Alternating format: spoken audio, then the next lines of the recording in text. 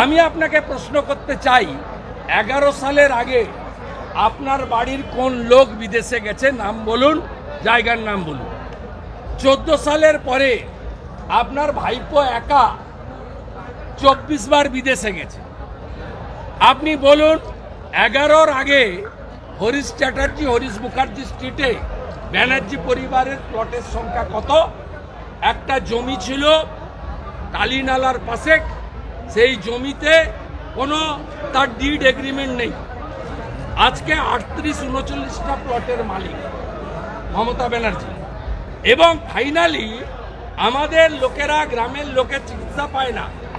আপনার ভাইপো চোখ দেখাতে যায় আমেরিকার হপকন্স হসপিটালে, যেখানে আমেরিকার রাষ্ট্রপতির চিকিৎসা হয় এবং 1 কোটি টাকা মিনিমাম ডিপোজিট দিয়ে চিকিৎসা করাতে হয়।